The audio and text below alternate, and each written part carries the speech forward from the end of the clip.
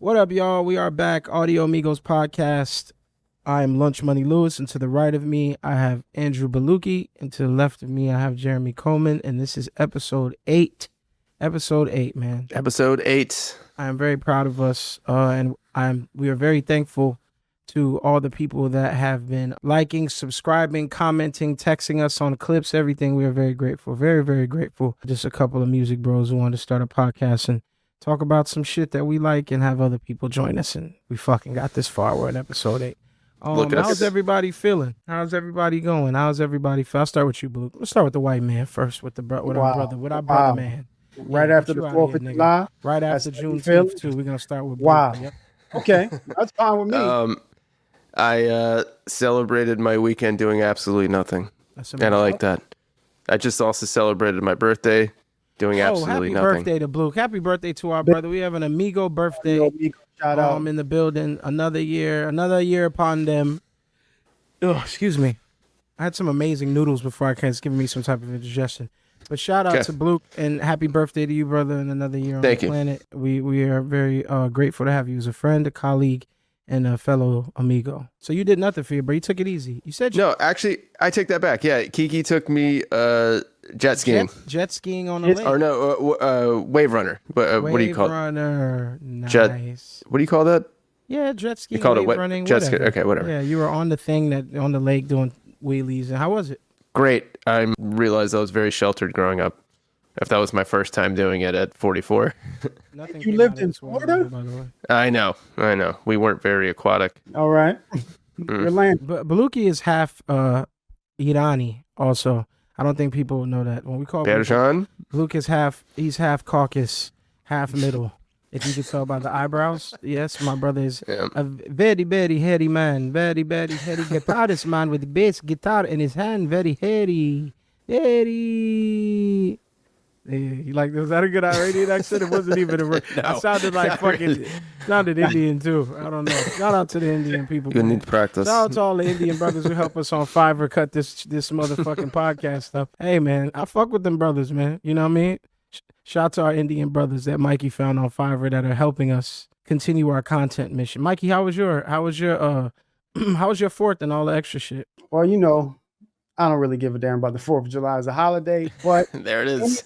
Anytime to like celebrate with family, everybody get a day off to fellowship and all that type of stuff, I will take it. You know. Better question: how was your Juneteenth? There we go. It was pretty good. You know what I'm saying? It's like I said, anytime to celebrate, take some time out, spend time with the fam, I'll take it. Absolutely. So salute. That was, you know. Does anybody care about? Oh, no, go ahead, Mike. My bad. No, the 4th of July would have been in James in the potato sack pants. Potato sack pants. Juneteenth, I got way more to celebrate. Hurry up, nigga. Go outside and Declaration of Independence. My water. Yeah, we would have been in shackles. We would have not took the shackles off our feet. We couldn't even dance, brother. We would have been an enslavement podcast. Yeah, it would have been out here like Ways in the Podcast. Singing Negro spirituals, man. That's Ways in the Podcast. I want to believe that my brother Blue, he would have snuck us off the plantation and took us to a nice Persian restaurant. Nice Persian restaurant where we can cook and eat Persian food. What is Persian food? What is a good Persian dish? You know? Yeah, I mean, just kebabs in general. Yeah, anything. Yeah, Sultani. It's very Greek too. Is gavi a Greek? A little bit. It just skews more towards stews. Yeah, I mean, they're very, very much related. I love stews. I love curries. I love jerk. I love. It's like some curries, but it's a lot more. I love the jerks. The jerk chickens, not herbs. Jerking. First of all, pause. I don't know, but I love jerks. You know what I mean? I love those jerks too. But I like the jerk chicken. I like the curry. I like the escovitch fish. You know what I mean? So Jamaican food is my favorite cuisine. Mike's always making jerk chicken at the crib. He makes a good jerk chicken. Always. It's approved. And food is big. Food is big in sessions too. Food is big. When it comes to the dinner table, man, we're all not that far. From each other. Rice and protein. Rice and protein. How do y'all do your rice? However you want to flavor it, however you want to chop it, however you want to prepare it, is rice. The Persians got the special thing with the rice though, because you got to fry and crisp the bottom of the rice. Oh yeah, love it. And then you flip the whole thing over, and then whoever gets that burnt rice at the bottom. That's like the delicacy that people fight over it. Yummy. And love a crispy rice. And it's very difficult to make because you only get one chance. Otherwise, you've ruined the entire pot. So it's kind of a rite of passage. Crispy rice. When I go to Japanese restaurants, I always get like some type of like crispy rice, like like a crispy rice roll, or what is it called? Whatever that roll is. Fucking crispy rice. Japanese I don't know. Food. Spicy tuna crispy rice. I love that. Spicy tuna crispy. That's a good one. That's a good one after a workout too. What did I do for the 4th? I did nothing. I laid in my bed. It's too crazy outside during 4th of July. Just everybody shooting, niggas wasted, shooting in the air, drunk. Guns in the air, wasted, drunk, fireworks. It was fun. At least we didn't lose a limb. Yeah, a lot of people woke up today with 9 fingers. 100%. At this age, yeah, I think it's not happening. Better. We've been watching some sports. We got the World Cup going on, Wimbledon, different type of things going on. Everyone's cheering for different teams. It's so funny. When the World Cup is going on, you get to really see everybody like pick a side. You know what I'm saying? Like I got my friends going for America, and you got friends going for Brazil. Living in Miami is very chopped up. The funniest thing living in Miami is that a lot of my Latino brothers and sisters are very like pro-America in certain things, but like with this World Cup shit going on, they definitely chose a side. Argentinians are going for Argentina. Colombians are going for Colombia. You know what I mean? Everybody. And they don't fuck with each other. And then they don't fuck. And all my Haitian homies are going for Haiti. And everybody, the cool shit is everyone's just cheering for everyone, a bunch of black folk, because on all the team, no matter where you from, it's just a good heavy set group of, you know what I mean, the brothers on France the team is mostly black. All them teams, they need the black athletes are carrying it, man. I mean, Messi is. What about Argentina though? Argentina is basically a lot of European brothers. I mean, there's a couple black brothers on there too. But Argentina, never mind. Yeah, I mean, Argentina is like probably a very white South African country. No, but I mean, they've removed all the black people from their country. Messi, yeah. But Messi is amazing. Like I can't, Lionel is a phenomenal Would you say Messi footballer. The GOAT ever? Who you say the GOAT is? He's in the conversation. Over Ronaldo? I put Messi over Ronaldo. Messi's definitely in GOAT conversations. It depends on the era. You got Pele, you got Maradona, you got Ronaldinho, you got Cristiano Ronaldo. You have so many. The difference GOATs. between Maradona, because I remember him like from back in the day. Also, just being older. Argentina had another player called Batistuta that was big in the '90s too, who was a really big footballer. But Maradona's like his soiree into the drug world, as well, with the fact that he was like shit faced before every game. Yep. And Maradona stood for pretty incredible. Too. He was very outspoken. With political uprise, him, Pele, a lot of those guys from that time. That's what made them legendary athletes too. It wasn't only the shit they did on the field. It was the stuff that they spoke about. It's wild too. You're thinking about also like when these teams go home and they lose, like the national shame and like 100%. The things that they got to deal with. 100%. Like you're either a hero or a villain for life after these games. Like to us, it's not a big deal. Yeah. But to them, it's everything. Serious. Shout out Cabo Verde. Even though they lost, they still won. They still look. That was an incredible story. Cape Verde? Cape Verde? Yeah, Cabo Verde. Yeah, Cape Verde. Yeah, Cape Verde. I was big for Cape Verde. I mean, Haiti scored 2 goals. You know what I mean? We were super excited being Caribbean. Haiti is in, all the state they are in the country. But it shows, that's the beauty about the World Cup. Some of these countries, that these people play for aren't in the best shape. And this gives them a lot of pride and something to cheer for. Shout out to the U.S. team, too. They're giving everybody a lot of energy. And, they're bringing, what's his name back for this game?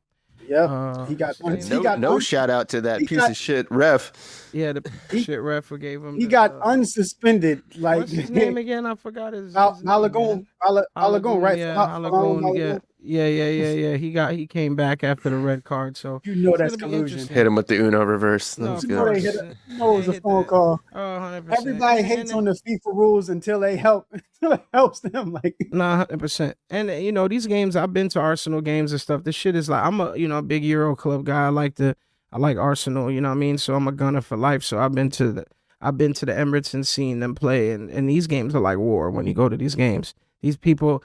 This shit is like a roast, racism is off the table. physical altercations are off the table. Whatever slur someone could call you, whatever disrespect is all gonna be on that field. Nobody gives a It's fuck. gonna make you miss that kick. It is war. It is war. They gonna say it. You know, and I like that the U.S. is, you know, starting to, you know, there's a lot of controversy behind it, you know, globalizing our sports, but that's for another day. But still, I think it's good because if we want to say we're the greatest in the world, even me, you know, us being here in music, we have to compete with the world. We have to compete. You know what I mean? We got to compete. We can't just compete with each other and say we're the greatest in the world. No, let's really, you know, and America, you know, when it comes to music, obviously, you know, we're big trendsetters. We're a powerhouse globally. You know what I mean? So, you know, but it's good that, you know, yesterday I was listening to Ebo Taylor, you know, rest in peace, Ebo Taylor, legendary jazz musician, out of, you know, African jazz musician. And, you know, and it's beautiful to see music and sports and all our entertainment, you know, competing on a high level. Yeah, you know what I mean? Because I mean, that was the whole thing. Like now that every other country has the same technology as us, for so long, America just had the monopoly on MPCs, electric guitars, amps. I mean, we had and media, you know, and media. So now it's just like you seeing, okay, now people producers in Africa, they got FL Studio. Now they making some crazy Afro beats. And then we used to talk about Lil Bro over there in Canada. We was like, man, y'all can't rap. Y'all is trash. And then now look at them. 5 of the top 10 artists are all from there. Even so the UK, even the UK with the rap. That's the whole thing about, that is the whole thing about being and growing up in the States. We're privy to a lot more things first, you know, and even, you know, throughout history, you know, our culture is more publicized and it's more milked and it's more due to, you know, our capitalist country. We're more how you say this? I don't know, I'm drawing a blank, but we're more it's more marketed, you know, our culture, sports, entertainment, you know, we're globalized. We go around the world.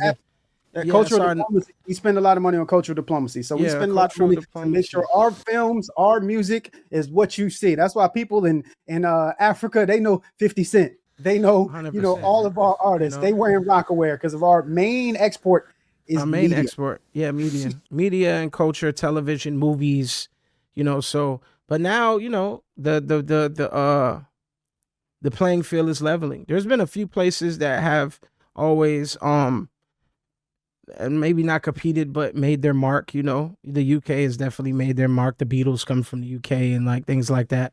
And that's another country that, you know, that had historically, they had pretty much the same technology. You know, America's they got mellotrons and all that type of stuff. 100% and all of that. And I would say, what's another country that I think Jamaica has been a big music. That's the main. I mean, me being Jamaican, that is our whole economic system, is our culture, just from music. And they was getting that stuff second market. Like they weren't second market. No. Yeah, we weren't. It was a lot of people traveling to the States and bringing things back, and early Neves and all those boards and equipment. But it spawned a lot of culture and a lot of different type of, you know, the way like Lee Scratch was getting them delay throws and all that out, that shit, like the way they was using that equipment and shit like that. But I mean, pretty much there's really not a lot of music that really, when you think about it, really is funny. There's not a lot of places in the world where the music traveled globally. You know what I mean? Like really throughout time. I think you can only say, I'm really trying to think. I think you can only say those 3 places realistically. Like if I'm thinking, like, I mean, besides like Puerto Rico too, you know what I mean? But Puerto Rico, Jamaica, America, and the UK were the only people who had like, at some point, like, I don't know if everyone knew a Brazilian artist, like globally. There was artists, of course, like you had what's her name, who sang Girl from Empanina and a couple songs, you know what I mean? But I mean, like, you got America, you got Stevie Wonder, you got James Brown, you got Michael Jackson, you got Prince, you got, you know, and then you had rock bands, you know, you had hip hop, and then Jamaica, you had Bob Marley and the whole reggae explosion and dance hall. And then in the UK, you had the Beatles, and you had now modernized, you got Adele, you got all the Dizzy rappers, producers, all this type of shit. All the fucking bands that came out of the UK in the 80s. I'm trying to think another place. When they influence American sound, like what happened now, because everyone only they attach to what's hot. So it was a time where people in America, you know, even had Lionel Richie making Fiesta Forever, making like reggae traveling too. That's him probably going to the Caribbean, going to and then when Latin music was going South crazy. America. Yeah. When Latin music had their boom with Bad Bunny and all that, you got rappers now rapping over Latin over beats Latin and shit. I they mean, just thought it Nori was early on that with with him and Nina Sky on that record. You know, that record was huge. That was like early early like reggaeton hip hop crossover. But even in the 80s, you had, the funny thing is that America's strength is the melting pot. Like, people like to deny it, but our strength as American musicians is the fact that we have so many different people here at one time. So if you were in New York in the 80s or the 70s, you know, you had Lisa and the Colt doing freestyle music. A lot of the Puerto Ricans was on that. They was on the freestyle, wonder if I take you home, that whole freestyle movement. Even what was happening in Miami with the freestyle movement, with you know, Kendrick sampled that for the When I Hear Music. Freestyle was huge in Miami. And it's really because a lot of, like, you know, the Puerto Rican Americans, and then you had, like, you know, you had Jamaican Americans, and then you have Black Americans, and then you have Latin America, Gloria Estefan and the Sound Machine. You know what I mean? We win because of our melting pot of music, where we have different versions of people here making music in America from different backgrounds. You know what I mean? You know, and then, you know, just Black American music influence mixed in with other musical influences. You know, when you got those two musical influences, you basically, you know, it's nice too that America's not known for one genre of music either. Because if I think Jamaica, I think reggae music. You know, if you think Latin music, you think of certain Latin countries. But the U.S. has found a way to top just about every genre, because no matter what.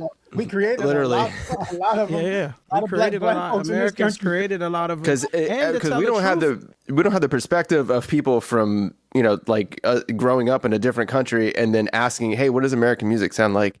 And also because we have a lot of different kind of people here. You know what I mean? So it lends to us not being one dimensional. You know, if you come up in America and you play music, you had to be able to play a lot of different genres of music.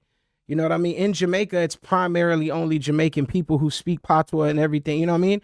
You go to, I mean, that's what I'm saying. That's why we can't deny the influence of the South, of Black Americans in the South, and then also the influence that New York has had on American music. A lot of the genres came from the South, came from Black folk, came from plantations, but that's been like the fundamental position of Black folks in this country, is just innovating. Okay, now everybody done figured out how to do ragtime. Now we got to switch to jazz. Now everybody figured out how to do jazz. Now we got to switch to bebop and rock and roll, and then rock and roll and rock and R&B, hip hop and all of that.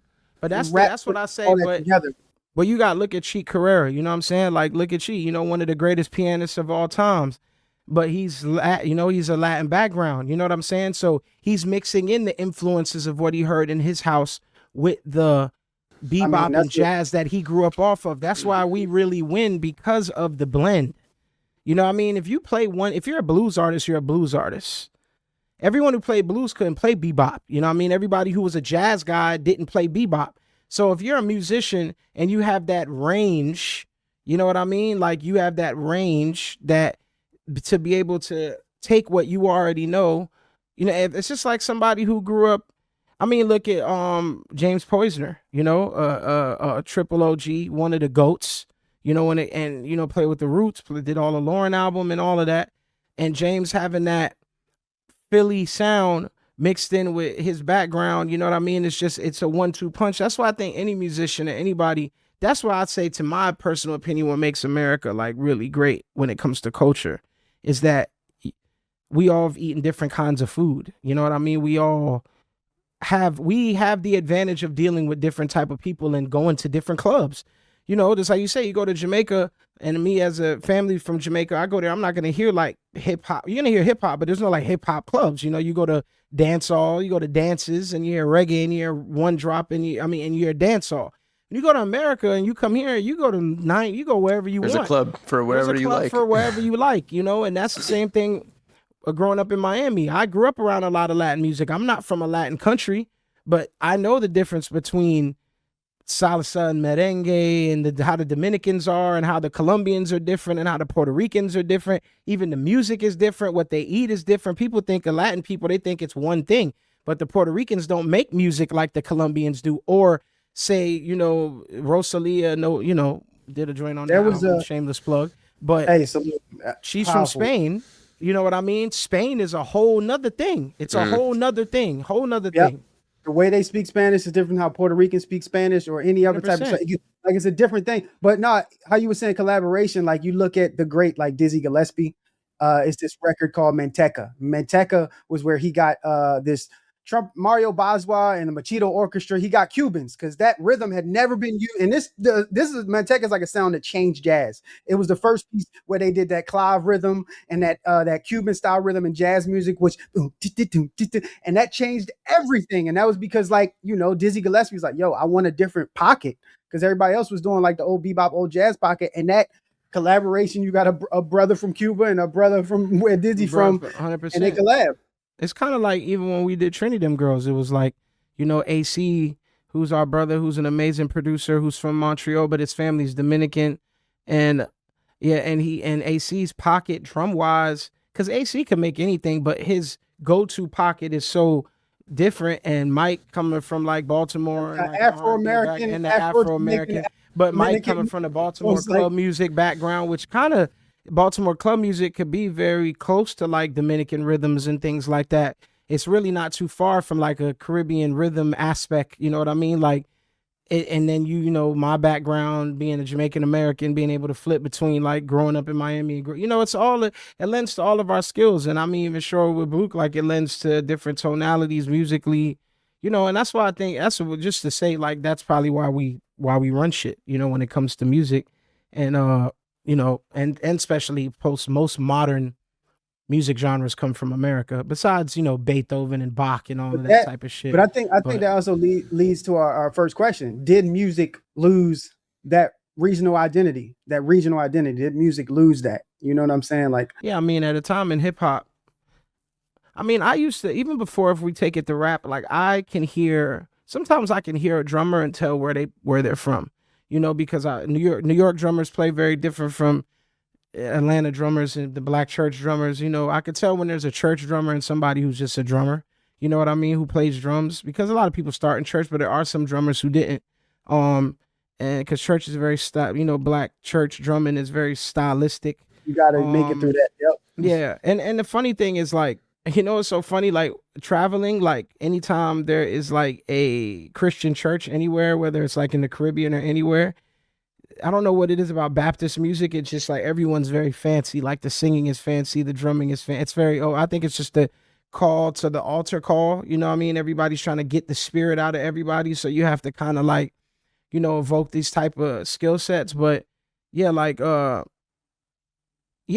could tell a drummer who grew up in Atlanta and played in a black church, besides a drummer who came from Brooklyn, or a guitar player from certain, you can always tell. And even in rap, because it is different even in the States. Like Detroit is different from Atlanta, and Atlanta's different from LA, and LA's different from New York, and these places and the Midwest and shit like that. So yeah, I mean, I think music did kind of like, I think before the internet, we weren't as regional, because the internet made us all like one thing. You know what I mean? I think prior to the internet, I don't even, just thinking about that kind of just fucked me up, just thinking prior to the internet.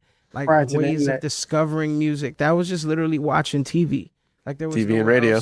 TV and radio, and bands were like, and bands and rap artists and everyone had an identity, because no one could really fucking see each other. No one knew what people were seeing each other.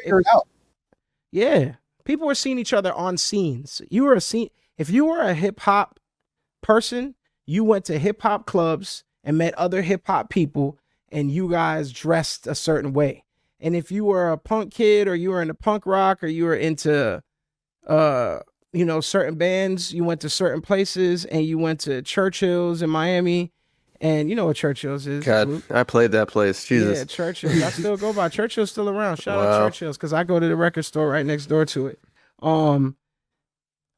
You knew what certain kids were wearing in that, in that world, and how they were dressing in their language and their code. But now I think because of the internet and everyone could see each other, people just aura farm. Like, oh, I want to look and sound like that, so I'm going to just watch his shit and I'm going to make it like that.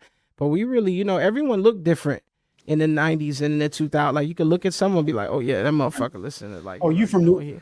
You from New York. Oh, yeah, you from New York. Oh, you from LA. Oh, da-da-da, you know what I'm saying? But I definitely, no. No, go ahead. No, I think the internet, like, excel. I think everyone's doing everything. Like Memphis rap used to be a real local sound. Now you got all the big rappers doing it. New York rap, you know what I'm saying? There was a time when everybody had to do New York rap in order to be cool. And I remember when Atlanta trap was just a very local South Side, type of thing, type of like you had to be on one specific part of it. And now the world was doing it. Then it turned into like an EDM genre. And remember when Mustard had his era, and then pop music like took the West Coast sound, like even like it was like Maroon 5, even like the joint my brother did Work From Home was super Mustard inspired. You know what I'm saying? To where it was like people would change the tempo to what's hot. And it's like when I look at like right now, as far as like musical identity, who's influencing everybody today? To me, ain't no coast like the West Coast. Not because like everybody making like West Coast rap. I think like the musicianship coming out of the West Coast is unbelievable. Like from Kendrick to Tyler to Frank Ocean to Steve Lacy to Giveon to Kehlani to Ty Dolla $ign to her. But then the musicians, you got Kamazi, Frank you Ocean got Terrence from New Orleans, Martin. But he was like, he kind of came up with he came up on the West Coast. like after Katrina. Yeah. And then you got Kamazi and you got Terrence Martin, you got Thundercat. It's like I feel like I've been through like you a got whole Rants new, and them. You got 1500 and that's exactly. So I feel like I came up through a whole nother music and the renaissance. West Coast bro. has always been ahead musically when it came to like Always. musicianship. Like even with the P Funk and all of that and Lakeside and that whole, thing and Slime Warren the Family G Stone, and all like, this, yeah. New World Class Wrecking Crew, and they always had this funk. This is out of Oakland, George Clinton, all that shit, like the funk, that funk that always came out of LA was always musical. They beats were always musical. Battle Cat, like they always was just musical. DJ Quick, it always had just like bass lines, and and I think it comes down to like how you live. When you go to the South, we ride it slow. We in the whips. We got the dunks. We got like Miami. We got the dunks. We got the Chevys. We drop the top and we ride slower. You know what I'm saying? Like, in Texas, like they ride. They off they drink, and that's the music influences that. In LA, it's they on their 6'4s and they won't. I think the lifestyle inspires a lot. I mean, it's like Detroit and Chicago with the Pope pimping and like it. The music to me is always, that's the cool thing about hip hop. Hip hop is always a reflection of what's going on. You know what I mean? Like New York, what people are wearing, how they move, you hear it in the music. That used to be a thing. I don't know if it's still a thing. You can't really tell sometimes where people are from. Right. I mean, unless some people, I think the people that are big do it. Kendrick Kendrick's last album was a West Coast album. Of course. But I think music used to reflect what was going on in that time period. And they don't do that no more. You listen to Marvin Gaye, What's Going On album, you knew exactly what's happening in the 1970s. And the art reflected the exact moment it was being made. But now I can't tell the difference from a song that was made today or 20 years ago. No one's talking about what's going on right now. You know what I'm saying? So it's real tricky. They might be, but it's not really being promoted. Like, yeah, maybe there's no war. What is it good for? Type anthems. Right. Something that's happening right now. Like, all right, so groceries, all this stuff is super expensive, but we're just gonna ignore that and say y'all still getting money, and we talking about all that other type of stuff. But no, man, but LA is definitely killing. Like you mentioned Brody, bro. I remember Brody was just killing it with all the sessions, just him and like the whole 1500 nothing crew, like you were saying, and they were just going around session to session. They were the baddest musicians in LA. And even my first time working with Ty Dolla $ign, we was working on a Diggy Simmons hook. You know what I'm saying? And he knew all these like his music knowledge. When I just had him talk to him that session, he knew all these local Baltimore musicians where you really had to be in them streets to know. Lakeside, man. Ty's dad was in Lakeside. Fantastic Voyage. You know what I mean? Them dudes, supreme musicians. I mean, a legendary group from that time in LA. Warren G told a story. The first music equipment that he made regulators on was sold to him by Ty's father. I've been loving all the content that I've been seeing lately about Warren G. It's just making me love his whole story, and he's always just been so fucking cool. He's always been like that superstar, but yeah, a little off to the side because Nate Dogg had all the features because he was the singer. But Warren G was making like a lot of the beats, he was the producer and the artist, and he was just like, his demeanor is cool, so he was just like cool about it. But I've been loving hearing those stories. That's fucking amazing. Said Warren was doing a lot of the Chronic too. He worked on the Chronic and a lot of those, and that's where a lot of Dre was a mastermind, and Daz was a great producer. Warren was a great producer. DJ Quick is absolutely legendary. Battle Cat. The West Coast producers are top shelf guys, man. They've always been able to use the influence of what they grew up on and put that funk, and they never, to me, I saw the funny thing, I saw shout out to my big bro Bink. He's got Bink's very controversial all the time about everything, but he was talking about how like Virginia doesn't have a sound. Like he was like, we don't have a VA sound. Like we all sound different. Like Bink was like, I sound like me, Not sounds like him, the Neptunes sound like them, Timbaland sounds like them. And I was interested. Danger sounds like him. Like all of them have their own. Even though Danger Even the could artist. feel, but even The the artist, artists, D'Angelo there's had no the planet. yeah, Chris. But I think that's Dope because had the Virginia is stuck in between New York and the South. So it's like it's hard for them to, because at one point there was Virginia, it was chasing New York. The guys from New York used to come. Teddy Riley came to Virginia and all of that, and there was the New York sound and shit like that. And then the South, it also has a Southern influence. Whereas like other places do have a sound, like New York producers did have a sound, in hip hop at least. And then West Coast produce. I mean, I think there's always gonna be times too where people just follow what's hot. What I mean? It's just whatever, and that's more now than ever, probably, I would say. Like with no regions, like people are just kind of just coming up out of nowhere, free falling, sounding like the next man, and they be from Wichita, like it just. What do you think about people that, like, say if you meet somebody that has no sort of twang when they talk, but they're a country artist, or somebody that, which just happened recently, drops country? Drops a UK 80s pop song, but they don't actually speak like that, Hey. Are we mad at it? Do we care? Do you need to stay in the region you came from? I think it's like the song might be something, but how long will you last as an artist is a whole nother thing when you're not being truly authentic to who you are. Look at Keith Urban, for example. He doesn't have a country accent when he speaks? He's from Australia. Get the fuck out of here. You didn't know that. Keith Urban is from Australia? You gotta be fucking kidding me. Bro, No, I know a lot about music, but that is a snapper that's fact. breaking news to the black community. Yo, that's breaking news. Hey, yo. I ain't gonna lie to you. Hold on, wait a second. I'm a person who knows a lot about music, genres, world, global shit, but I had no idea that Keith Urban was an American. That just, and let alone not a motherfucker from Tennessee. I'm gonna keep it real You would have with thought. Only a white man could get away with some shit like that. I would have lost $1 billion. There's no way possible. Somebody put a weapon to my head Hold and say, on. name one Keith- person you know as Americans. I would have said Keith Urban. He's He's Australian. I would have said, I would have died. That's an Keith, I American would have ass died, name. Keith. Keith Urban. Keith, you're from Australia?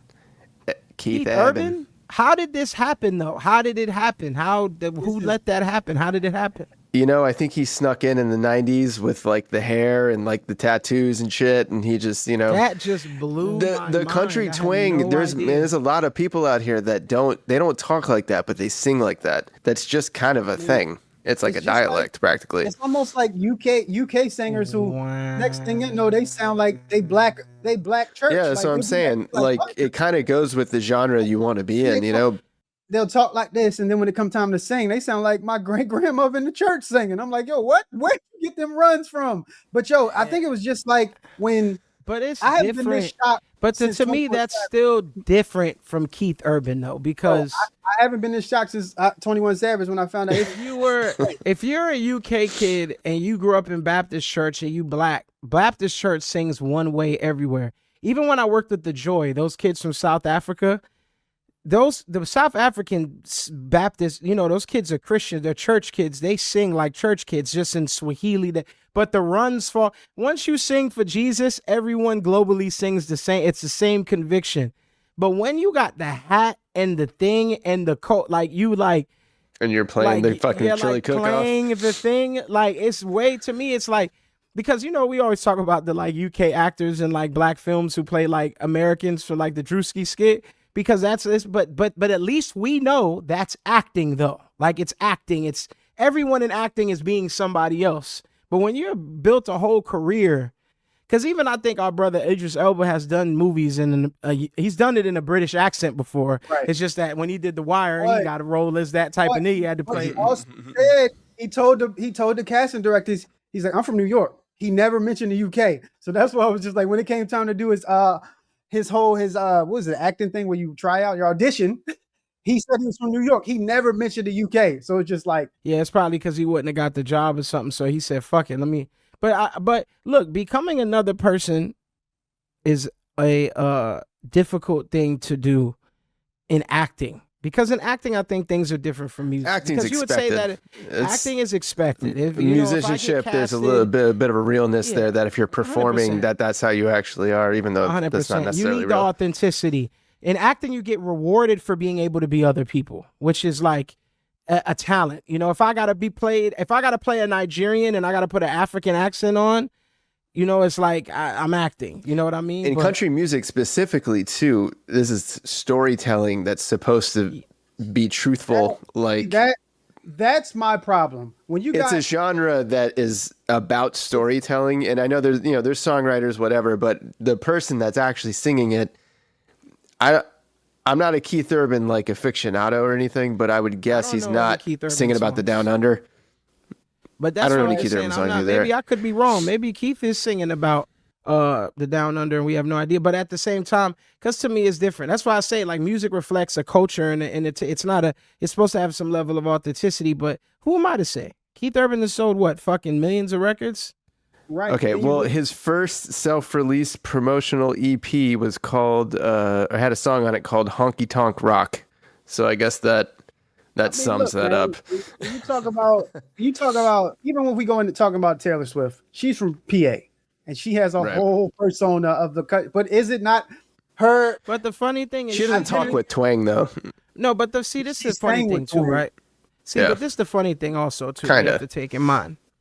When you're an artist and you get accepted, when people accept you from somewhere, you know what I mean? Like, if you're accepted, if you're Taylor Swift and you're a teenager and you're coming out and the people that are producing your music are country producers, these are the people who are giving you a chance or whatever, whoever you, and you come in as that type of artist. And I think literally her second or third album, she went into pop, like completely left country because she was. I don't even consider her a country artist anymore. Yeah, she's a pop artist. Even when she came out, it was like one album. It was leaning, you wear short shorts, I wear sneakers, which was still kind of poppy. Yeah, but even I that. think because she blew up out of Nashville basically first, I think, right? She kind of came up out of Nashville. I believe so, yeah. That's what made it. But that's why I say, like, if you're accepted in a musical genre, and then if you're accepted in the music genre and then you have the ability to travel sonically, I think sometimes that's like your entry point into the situation. I mean, it's for a lot of, it's a very controversial situation because they've said this about a lot of artists who've come in, you could say like some of our Caucasian peers who have come in into rap music and been accepted into black culture and things of that nature, and then they start making country albums. They go ahead and say, actually, I'm a country singer. Yeah, and they say, I don't want to be labeled. Thanks, black. And you know what? You know what's a deeper situation to that, which is a deeper situation to the whole root of it, to me, is that the sad thing about when you're in black music culture, it's hard to like do other things because when you're a rapper, when you want to go do other things, they really pigeonhole you in our genre more than they do other genres. Like when you become a rapper, it's like you're a rapper. You can't do other things. You know what I mean? He still call Kanye technically a rapper when it's like a rapper, which is fine because sometimes you are. We are hip hop, but it's like when they say that, it affects you at the Grammys. It affects you everything. Like you can't go into other categories. But if you're labeled R&B or you're labeled pop, you can't. It depends on the artist, but being in black music is difficult like that because once you're labeled an R&B singer, it's like you can't make a pop album. You know what I mean? That's why people to me, like you look at Usher, like what is Usher's an R&B artist, right? But when you say R&B artist, it puts you in a, if for some reason people try to make it like, oh, you're an R&B artist. Right. And it's like, why is that not like I can call saying, Adele R&B if I wanted to. I mean, we could call her, but that's the difference between an R&B artist and then you have a soul artist, which is two different. But Leon Bridges is a soul artist, what they would consider. They wouldn't say he's like an R&B, even though it's rhythm and boot, whatever. This is the way they try to break people up. Like, oh, you sing on down-tempo grand piano. You're a soul artist. Oh, you are Mary J. Blige, so you're an R&B artist. When it's like, is Usher not a pop star? You know what I mean? Like, so it's like, what is Bruno Mars? Is he an R&B artist or is he a pop artist? He makes R&B music. He makes black music. He makes runs. It's church. It's chords. It's live drums. It's soul music. And Bruno makes sure he wants to be respected in that world. So he goes to the Essence Fest. Bruno performed. People, you know what's sad? A lot of these black artists don't perform at the places that Bruno goes. Remember, Bruno went to the Soul Train Awards and performed.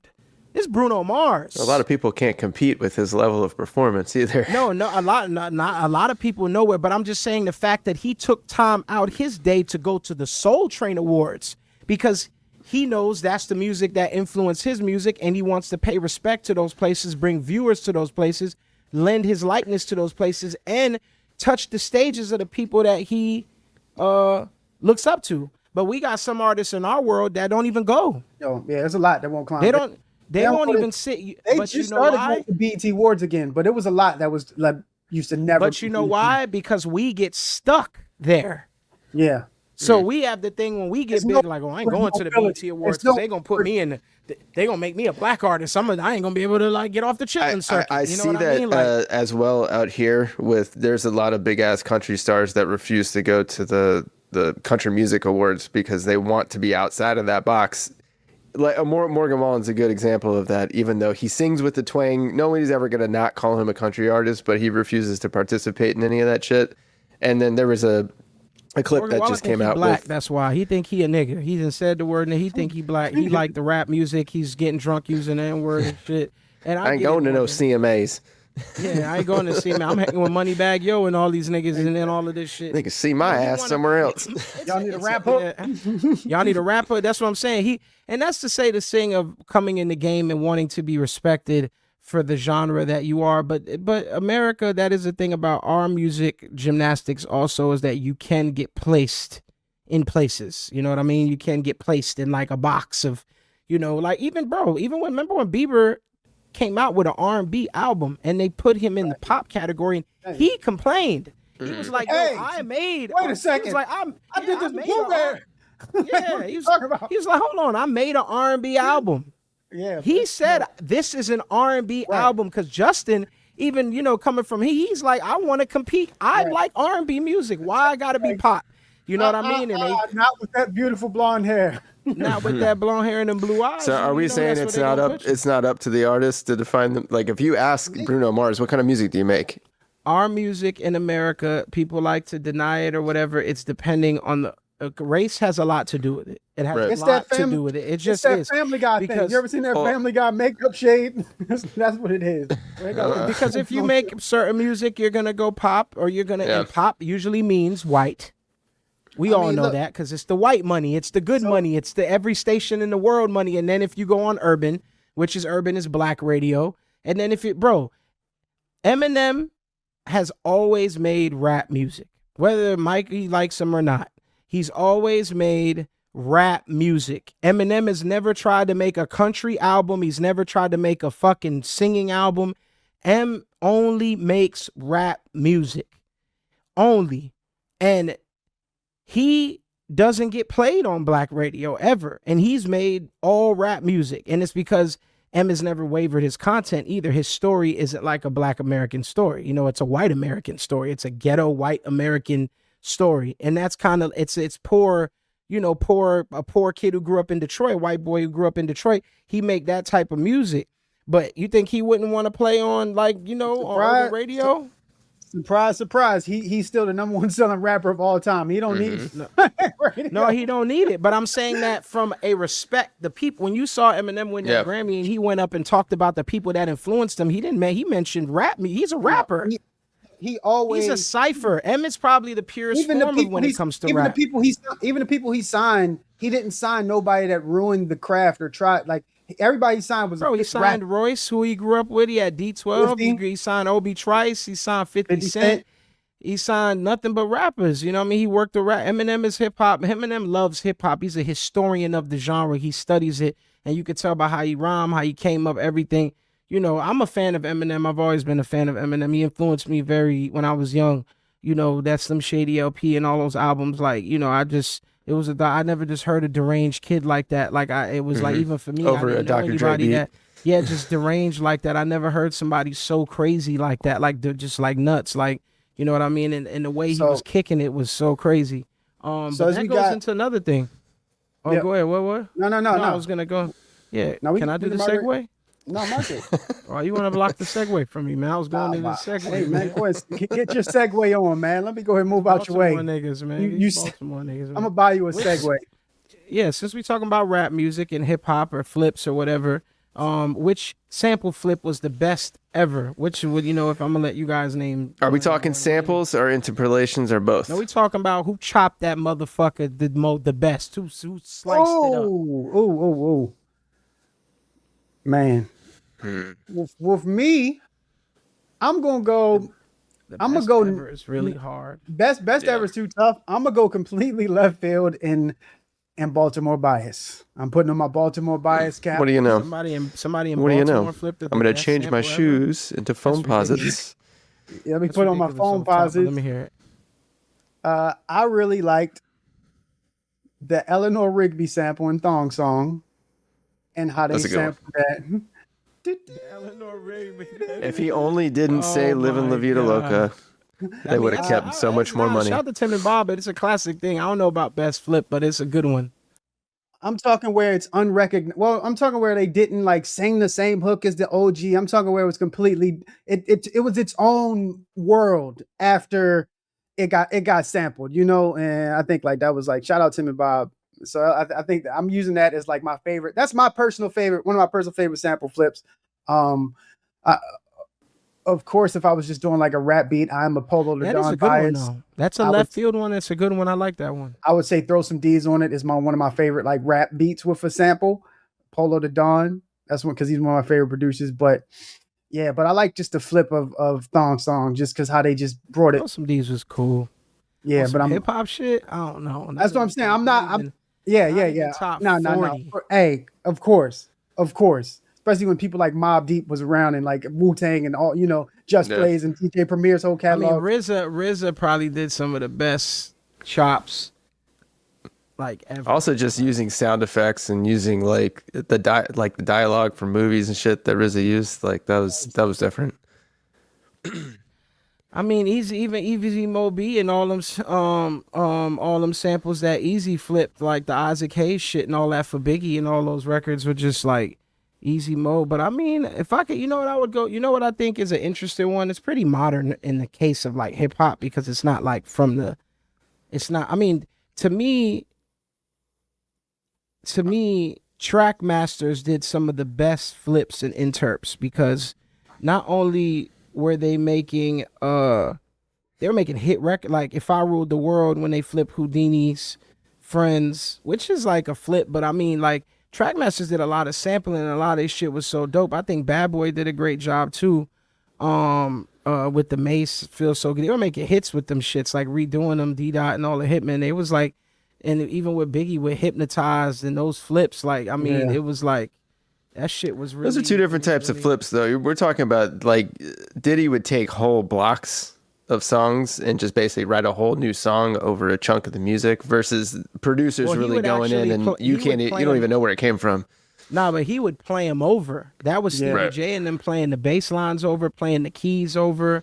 You know what I mean? Taking the Herb Albert shit and like playing that Hypnotize that, taking that 8-bar loop and then playing the shit over. I mean, I think Kanye. I mean, Through the Wire when he did that chip, that was one of my favorites. I think even through the Rockefeller era and all of those with Bink and Ye and Just Blaze, the old boy flip when he did It's Going Down with the old boy with the Just Blaze and then just Bink with the All I Need and You Him and Her and all them joints. But I think what was dope about Ye is to me the using the Lauryn Hill unplugged album for the Yeah, that was sick. All Falls Down. When he did that, it was so, there used to be rules to sampling, right? There used to be a lot of rules to sampling, and the rules to sampling was you couldn't, it was like a 10-year rule. You couldn't chop nothing.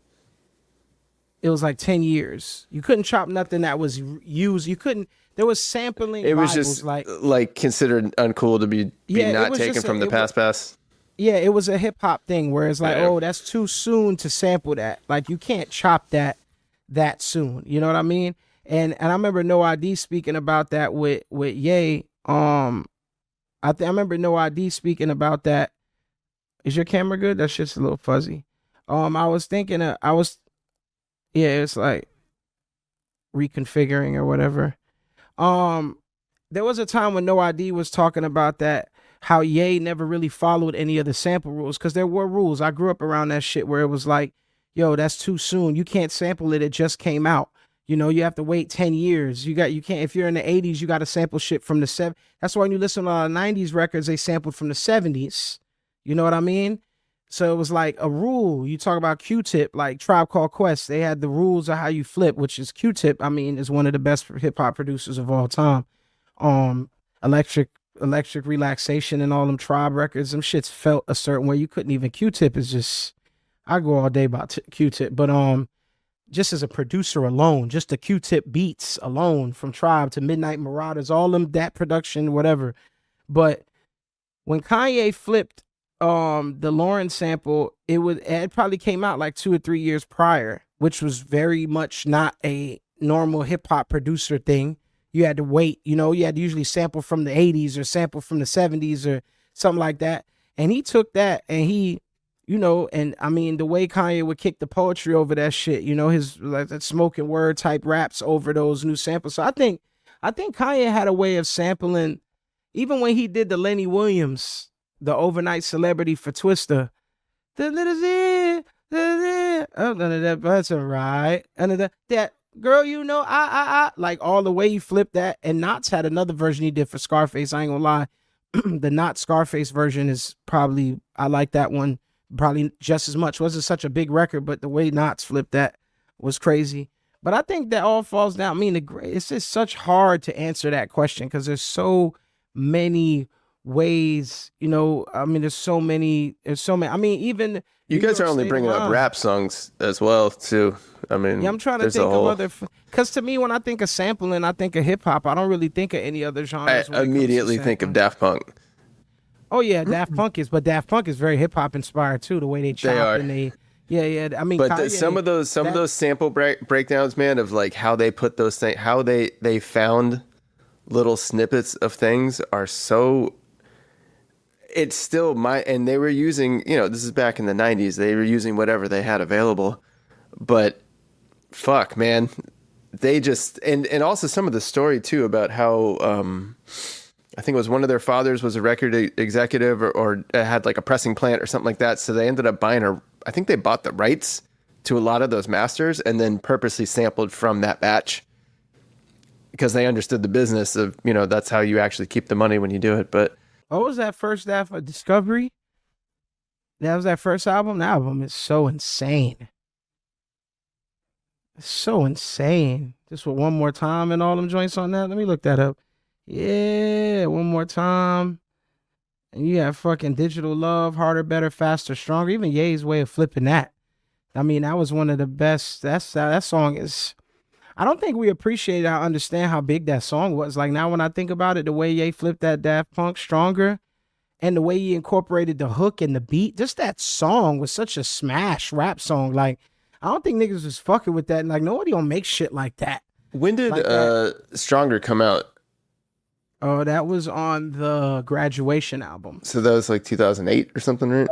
Like 08 for some reason. That's probably one of my favorites. I remember he had Timbo do them drums on there, and that video was he did just them over. Yeah, he had the drum because I remember he said it didn't hit, but just the make me stronger. I know got to leave right now. Cause I can't wait much longer. Just the whole rap, the way, and then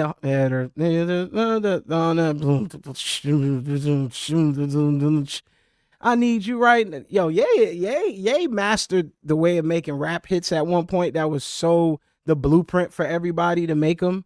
Like he made like a to me like a special palette of how to make rap hits. What did that chart? Like Carter, even Kanye? with like Good Life and Stronger, like no one made rap hits like that. You know what I mean? I think he learned from being around Jay in a way. Not like Kanye had his own approach, obviously, but I think he learned certain things from Jay about like rap verse approach. I think so. And then, but mixing his producer mind with that was another level. That's why I think he edged out everybody because Ye knew how to make songs from a producer level, which other rappers weren't really thinking on a production level. They were looking for people like him to set them up with the record.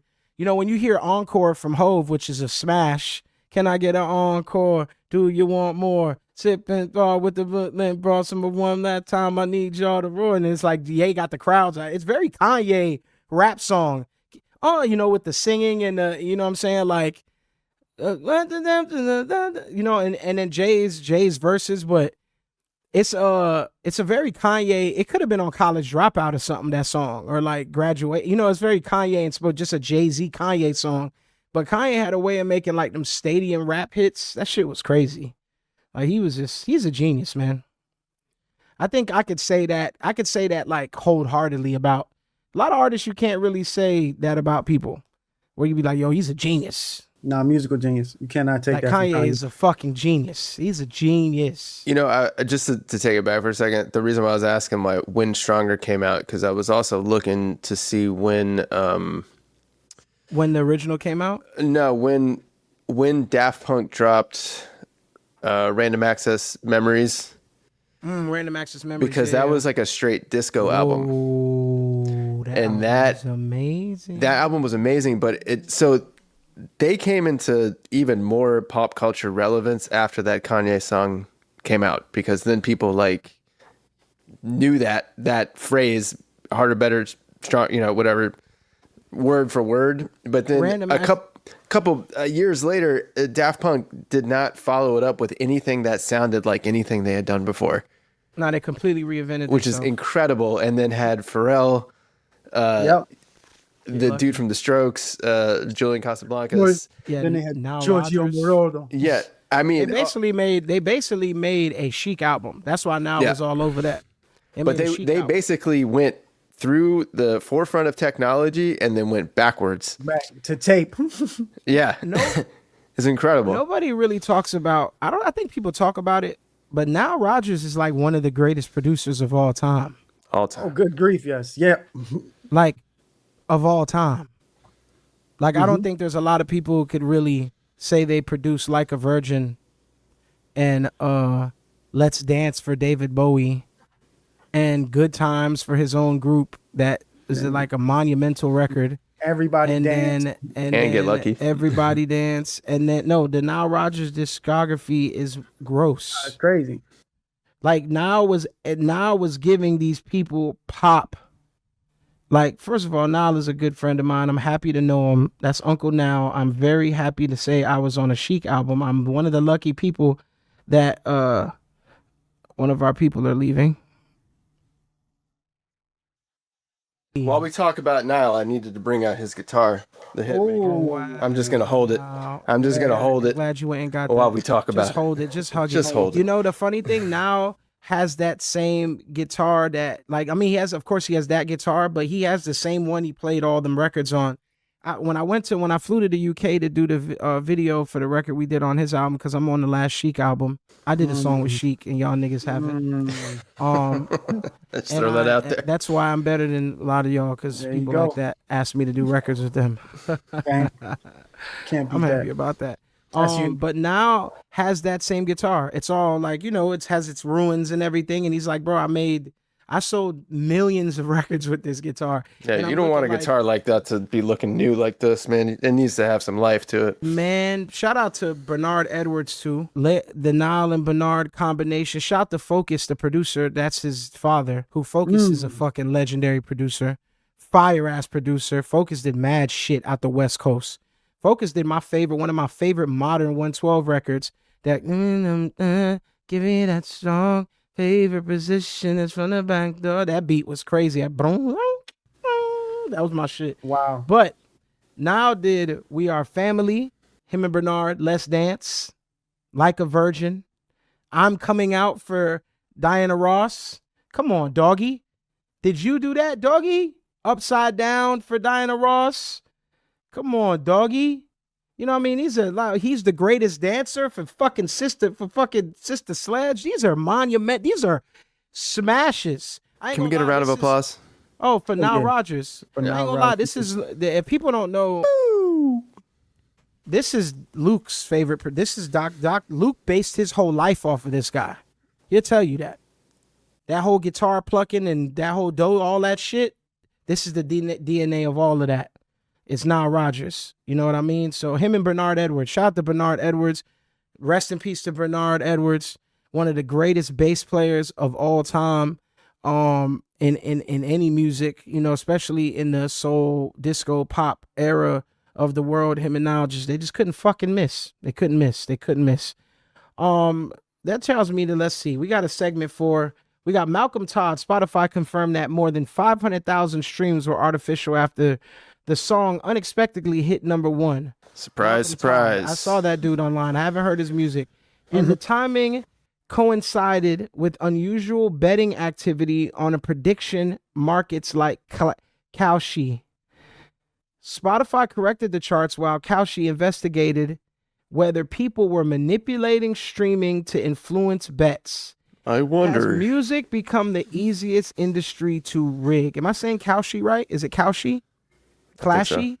I think Kalshi. I don't fucking know. Kashi, whatever. Yeah. It's a Has stupid music become the easiest industry to rig? I think everything has become easy to rig due to digital and betting and everything. It's too out in the open. It's all digital, so you can just, you know what I mean? That's why I say it's very difficult and hard to tell the trajectory of an artist unless they're doing shows nowadays, because Even then, you can fill a club full of people that aren't actually supposed to be there. But I mean, if 4,000 or 5,000 kids are coming to see you, this is real. You know what I mean? If you're doing the Fillmore in Miami and I'm seeing you pack the Fillmore, you know, that's all not bots. You know what I mean? That's obviously like people are leaving their room and paying to see you perform.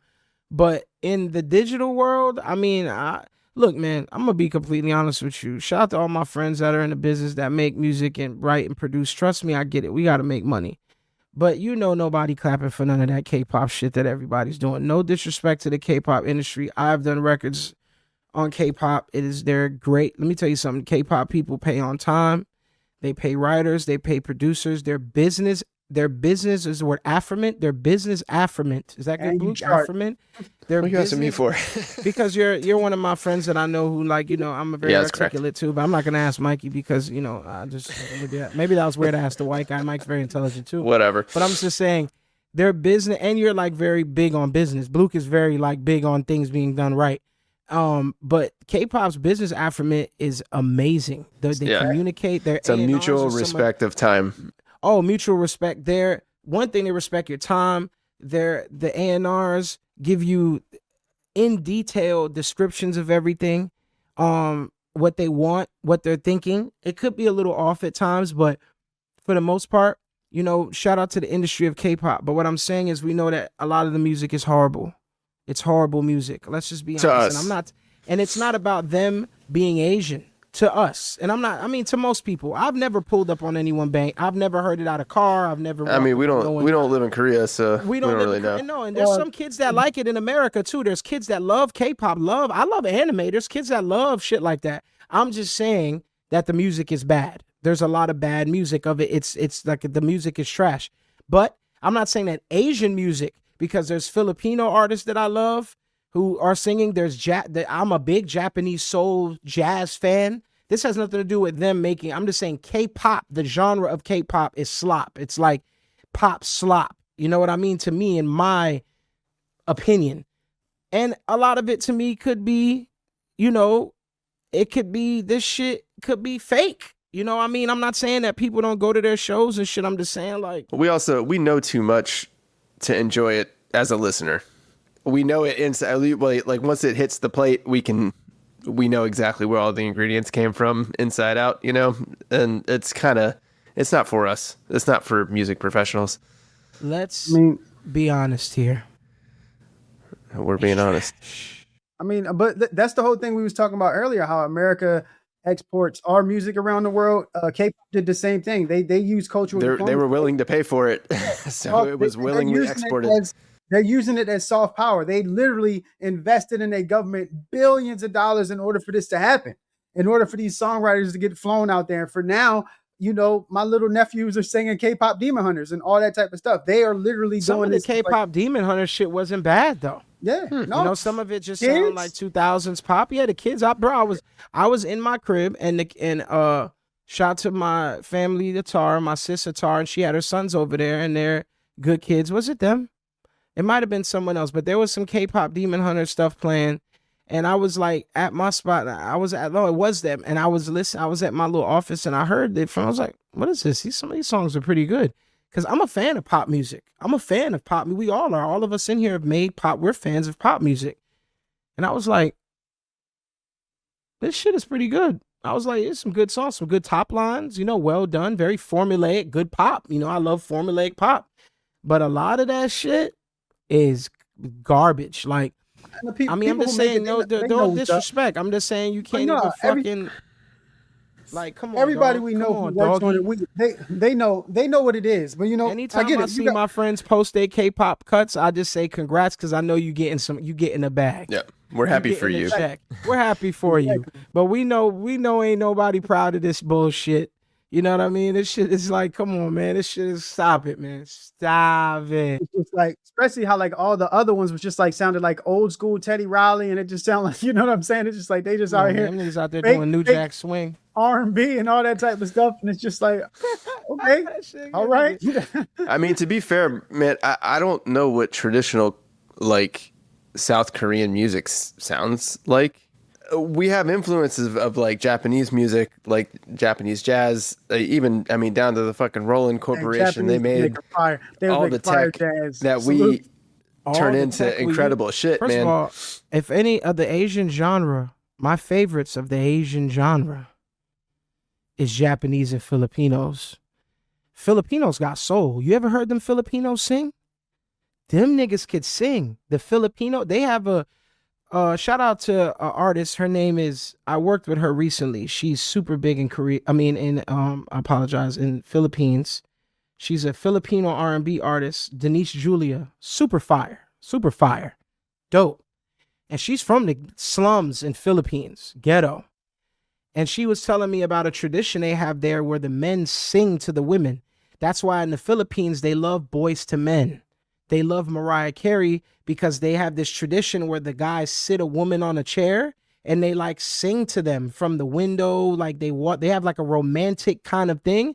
So they would love American music. They love slow jams. Hey, y'all what? Y'all niggas would be cooked. Y'all niggas would be cooked if that was America over here. I'll be the man. Hey, no, I'm telling you, some of them Filipino niggas will sing your ass out the fucking building. Bro. If that was American, no, for real, no. Philippines and the Samoans? Samoan, the best voice the Polynesians? What's the dude's name? He got the best voice in the world right now. I can't even. Them Polynesian and Filipino motherfuckers. The guy with his guitar who be singing Stevie on the internet. Oh man, that's my favorite guy. Him with his Samoan, all his brothers get together. Yep. Oh man, and the niggas is Christian. They all singing gospel music and all of that. Bro, there's a video online. I wish we could pull it up. I have played it 1,000,000 times, man. What is this guy's name, man? The motherfucker with what is his name? What is his name? We'll come back to it. The name, he's amazing. I forgot his name. We'll find it. But yeah, I think that's my favorite genre. I mean, the Japanese soul, they're all the equipment, the rolling. I'm not like, Japan and the Philippines to me. There's some dope K-pop shit and there's dope Korean music. There's some Korean R&B shit that was pretty cool. But like the shit they're pushing here is, I get it. Like no offense to BTS and none of those bands. I would love to work with you guys. They've called me to work with you and Les Seraphim and what's other Pink, Black Pink and all of this stuff. It's great, but I ain't gonna lie. Some of it is basura, caca, todo, shit. But If you had let me ask you, if you signed a Korean artist that had an incredible voice, though, would you purposely push them to not make anything like K-pop? absolutely not. I wouldn't make any K-pop with them because I think there's enough of that. I would do something different. That's something that I see as like kind of a open. I was trying to talk Brian Lee into this for a long fucking time. He never really took his artist shit seriously, but like there was a lane there for like, bro, you could be the K-pop, no, not K-pop, but like K-rock, basically. Like you could be like the Strokes of Korea because you can pull that and you sound so fucking authentic when you do it. But And Brian's from America. That's the thing yeah, about being American and having parents from somewhere else because you get the double whammy. You grew up in American culture. You grew up in America. You know what I mean? Like I grew up in Dade County. I'm a Miami boy to the soul. You come out here, they tell you, it's lunch. You know what I'm saying? Like I'm a Miami nigga to the heart, soul, bone gristle. But I'm also Jamaican. So I understand what it is being a black man in the South. I'm in Florida. You know what I mean? Which is still Miami's a little different, but I know what it's like being black in the South. And growing up, I'm a Southern gentleman as well.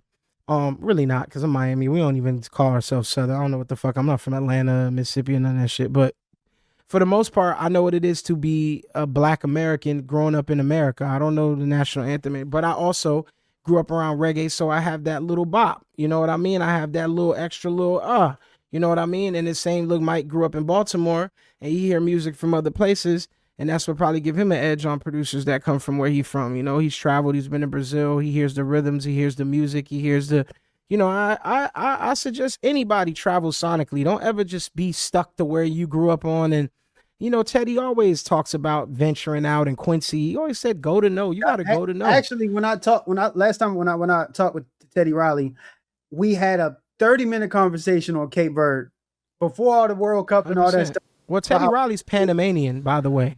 Wow. A lot of people don't know that. Teddy Riley he's Panamanian, I think. You could tell when you look at him. He looks a little Panamanian. Like he don't look fully, he looks a little mixed. And that's from just how he was like, you got to get away sometimes. Get away go out to Cape Verde, go get a Airbnb by the water and feel the culture and get inspired by different things other than what you used to, man. Like that's like definitely a key out here. Go travel, 100%. go experience, go hit a club in a different country. a lot of us at our age or a little bit younger too, our superpower was paying attention to and going back to what our parents made us listen to in the house, their records, their influences. I never really thought about that stuff while I was learning music, but now you guys both know this. The better of an understanding you have where all this shit came from, that's greatly increases your chances of being able to do something new, because you have to fully fucking understand the ingredients before you can build something new that actually works and doesn't fall apart. Like it wasn't just luck that you can mix the two things together. 100%. 100%. I see it every day in my influences when I'm making music of the things I heard around the house, all the soul and R&B and soul and reggae and all those things played a big part into. I think I was thinking about it the other day. I was like, even when I did Bills, like the second verse of Bills, I kind of did like a country, like woke up and I bumped my head, stubbed my toe on the edge of the bed. I was kind of early on that vibe when I thought I was walking on the street, like, did I touch the country market and pop before other things? Yeah, you just didn't have a hat on. I had on. I didn't have the fucking hat, Blue. But yeah, I think all those influences, I think that's a big key to any writer and producer coming up listening to us. I think a big key is to like just really travel sonically and not be scared to do anything. I can speak for myself and all of us in here when I've never been a person pigeonholed by genre. I listen to way too much to be pigeonholed by genre. I think all of us should like take. There's no excuse now, too. I mean, the Spotify algorithm, you say what you want about them, but it is incredibly goated with the way that they can. You can smack one song off of like, bro. I still listen to KCRW all the time, even out here in Nashville, because those KCRW DJs will always drop some song you've never heard of, and it's always awesome. They have incredible taste, and they purposely stay away from anything that's popular. So the amount of times I Shazam songs off of KCRW and then start a Spotify playlist or radio station off of that deep cut, whatever they had, you end up finding like 15 new artists that way. And then you start to go backwards where they got inspired from. And you're basically, you can, every day, if you put in a little effort like that, your musical taste just expands and expands and expands. You just have to know that that is the method to get outside your own bubble of what you like, to expose yourself to new things. And now it's obviously easier than ever, but we all have to do that work constantly. And remember, like, that shit you see on the internet or Instagram or whatever new artist is just popping out, whatever, that's not where you get your taste from. You know, you have to go backwards and backwards and backwards until you find a pocket of things that you're noticing similarities between songs, and you're like, shit, maybe I really do like this one pocket. Maybe I do really like this one instrument or this tuning or whatever it might be. And then that becomes your next song, which is great. No, that's fact. I mean, that's the thing about like playlist and all that stuff. Even with the whole Malcolm Todd thing, right?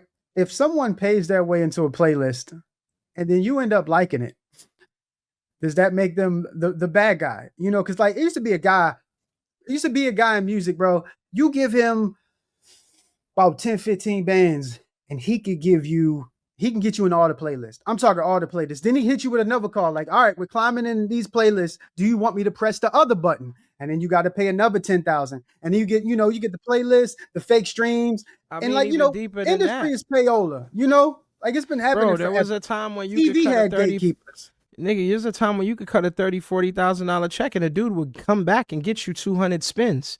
He would take your record, go in a car and work that bitch through the South and go to all the big. No, he would just go to at the time when there was a time in the 90s when you printed your single to vinyl as a rapper or whatever you are. That's why you needed a record for the radio and one for the DJs. That was big. You needed something for the DJs to play in a mix show.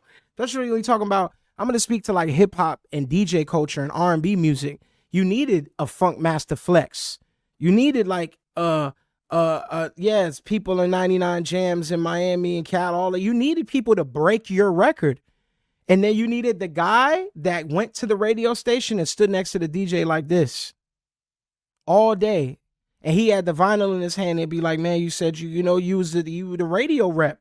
You got to go work your record. So nowadays I get it.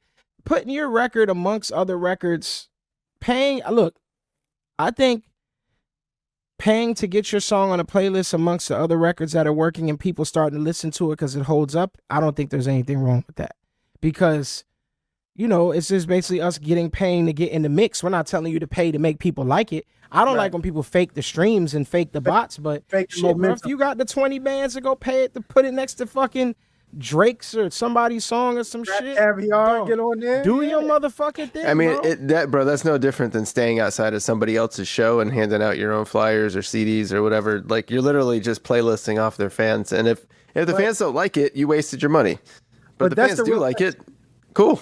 Can you buy yourself into being a superstar is the question I got to know. Like, what's worth a superstar? No, I don't think so. You can buy your way.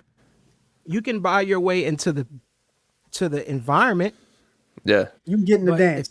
You can get in the dance. You could get in the party next to these people, but whether they like you all determines on what kind of art you make.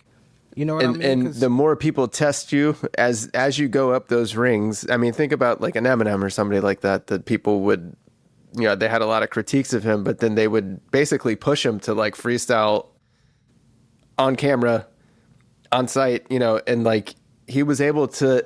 He would ate those up easily, no problem. And then you can't really question him. But if you think about somebody that just got playlisted their way up to superstardom and then you hand them a microphone and say, yo, sing your song, a lot of them would crumble. Like, you can't really fake your way through that, I don't think.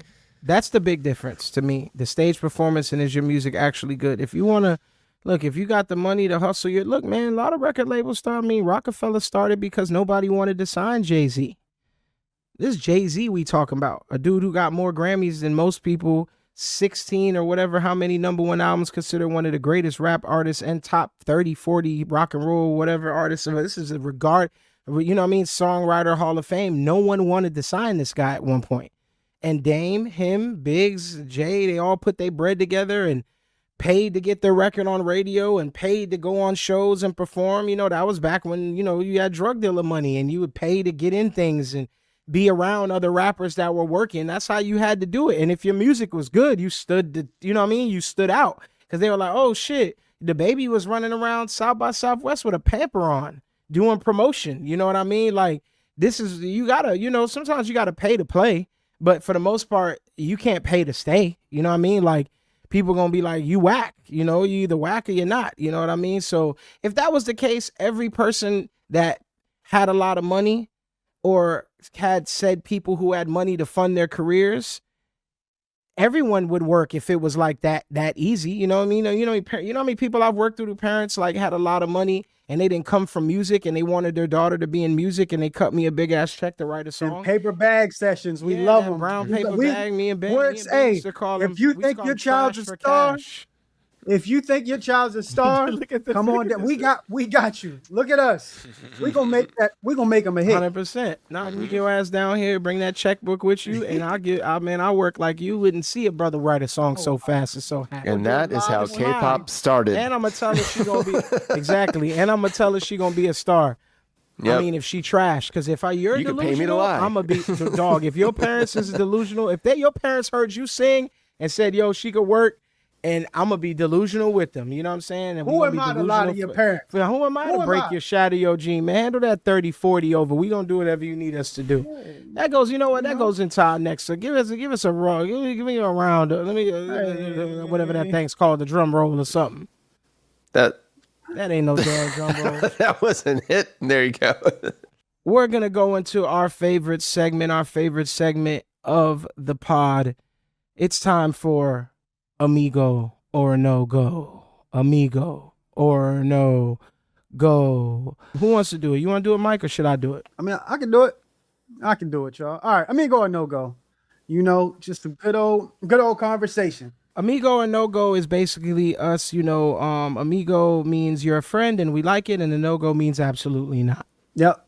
So Mike has some questions for us. Amigo or No Go, y'all. Amigo or No Go. Can real friendships exist in the music industry? Amigo or No Go? I think they can exist, but I'm going to say no go. The reason I'm going to say no go is because I've been in this business for a long time, and I realize a lot of the real friends that I have, even though I met through music, I mean, I would say like Blukey and you are both I met through music, through mutual friends and things like that, but I think it's gone past that over the years. Obviously, once you start, you know, I know Mike's parents and, you know what I'm saying, and his family, and, you know, he's been around, you know, friends of mine that are family, and we've spent holidays together. I think I wouldn't consider y'all like more industry friends, but because we didn't meet in the industry really. I mean, we met kinda, but we weren't like, you know, kinda, but not really. Kinda, but not really. I would say more Mike. I could say we met more along when I came to LA, but not really because it was still neutral. First time I met you was in New York. When I didn't, it was in New York. Yeah, it was like I was just hanging. None of us were like super uber successful or nothing like that. It was kind of the beginning of our careers. So, but the reason I say no go to say all of that to say is because I feel like the industry relationships could also break easily. I have people that I've known for years in this industry, and like one song thing or one something weird happened that broke the relationship, and that's because the relationship was never built off of friendship. It was built off of the transactionalness of working and things like that. So I'm gonna say no go. I'm gonna agree with you. At first I was gonna say both, but I think once you start making money in a serious capacity with somebody, and a lot of times that hits ahead when you're with your first placement, say if that placement was big and you know you're talking about something serious when it comes to splits and yada yada, I almost think it's necessary that your friendship has now become a business partnership, whether you like it or not. Trying to put that toothpaste back in the tube afterwards is not realistically a thing, because now I love a Belushi quote like that. I mean, it's true, because once you get, so like for people you've really become friends with, you're basically, no matter what happens in a session, you're going to kind of insist that you just split things evenly so you can keep your both relationships intact, your personal and your professional one. With a lot of other professional relationships, like you'll put yourself through a lot of non-friend shit just to get a cut with people. And I've definitely had to do that. Like, just kind of, you follow people around sometimes, you know, it's worth something, you become friends. But at the end of the day, there was a goal, and the goal wasn't getting invited to Thanksgiving. You know what I mean? It was getting a placement. So I think where I say no-go and stand by it is because a lot of the things that appear like friendships between like you and say your manager, or you and the people that are actually supposed to be working for you or with you, but they use a lot of terms like family. You know, I would fucking take a bullet for this person. They use a lot of like blood language, you know, but then when it comes to money, as soon as it comes to splitting up one fucking penny, it's everyone's for themselves.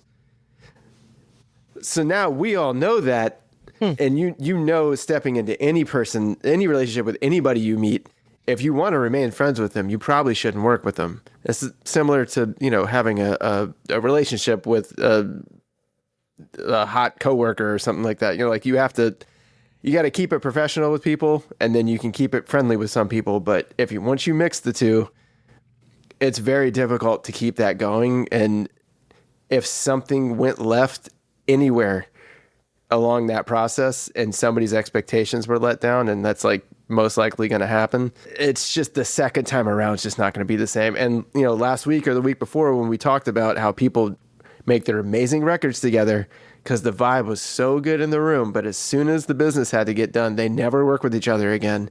That was the graduation of that relationship from friendship to, you know, coworkers. Because it wasn't really a friendship. That's why I say, like, it wasn't really friendship, but a lot of people don't know that in the beginning. Yeah. I mean, it's because everyone's being delusional due to the work. It's work. Yeah.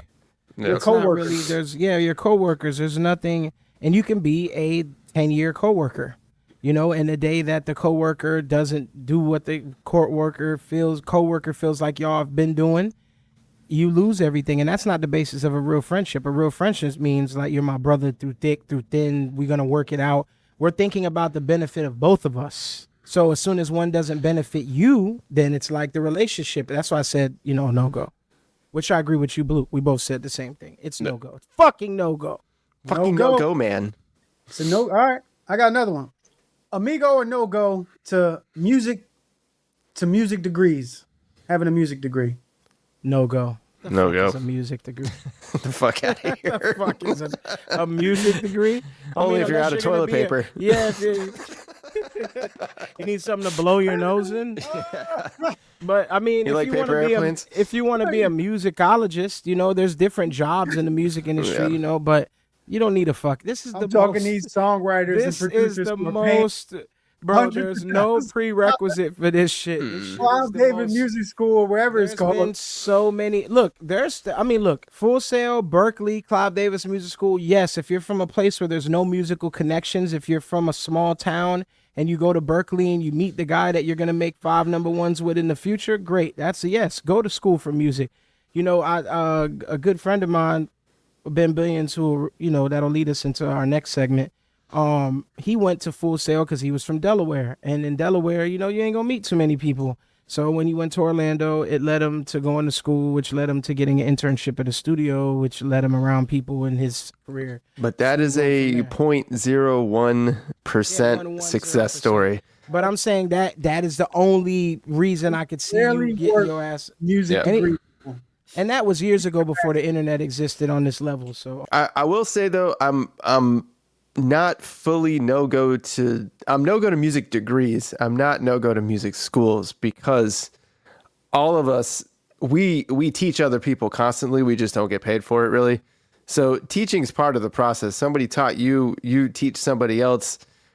That, you know, you need instruction on a lot of things. But I mean, I'll say this from experience. You want to get better at guitar. You want to get better at keys. You want to learn, expand your musical mind beyond, you know, you want to sight read and things. You want to expand your musicality. Sure. Why not? I ain't going to tell you not to fucking take a piano class. You know what I mean? Like, I mean, saying you went to Berkeley is rare cases going to get you laid, I think.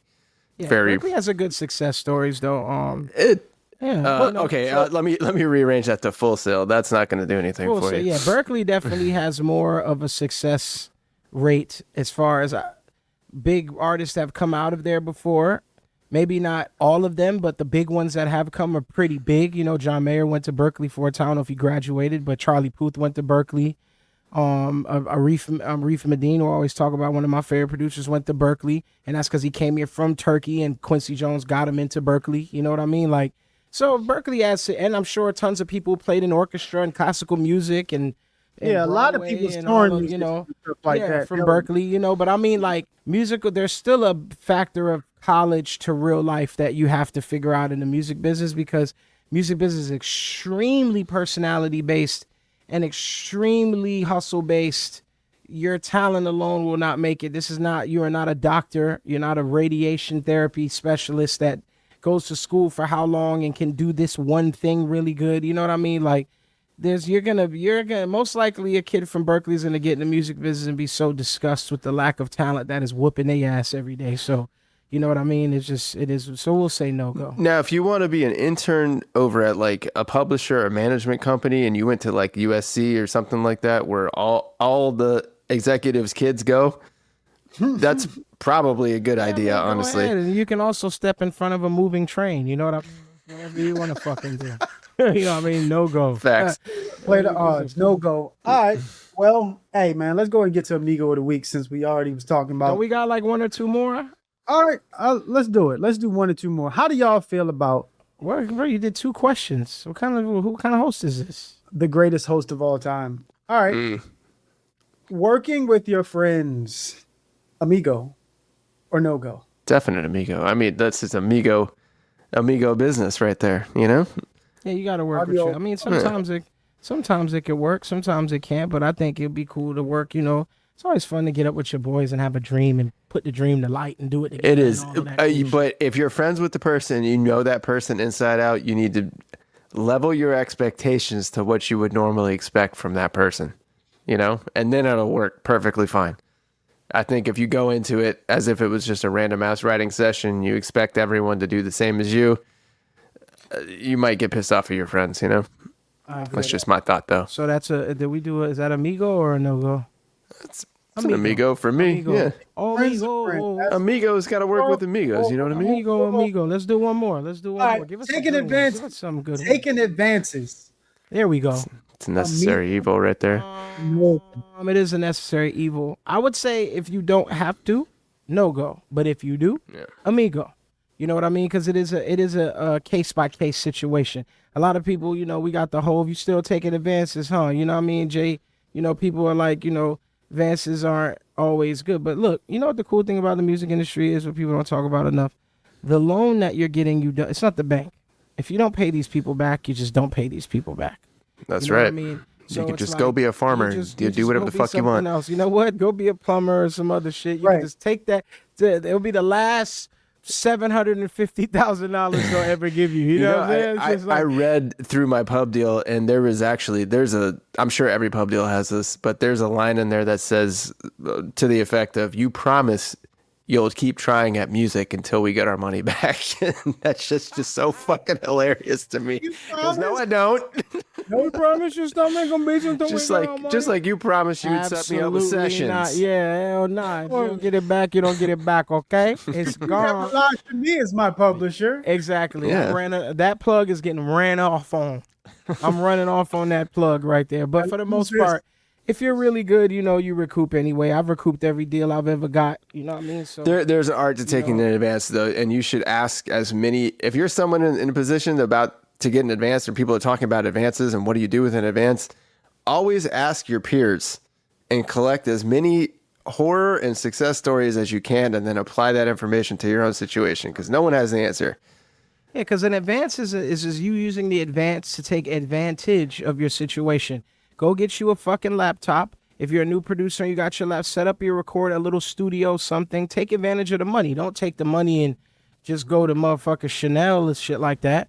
Or, you know, take the money, set Buy up a little assets. yeah, if you're going, you got advance, you're moving to LA to get a little studio where you could go make beats every day. You could wake up and go get your shit. You could go use it on things that make you more money. So we're going to say we're going to say Amigo. I'm going to say, don't be mad. People say don't take the advance. If you got a plan with your advance and that advance can help you, take the money. Anybody that says don't take an Take advance that is money. because they had a bad experience with an advance. People that had a good 100%. experience with advance, they're going to tell you, why wouldn't you take the money? Yeah, Yeah, have a if it's plan. gonna It really Stay- it goes both ways.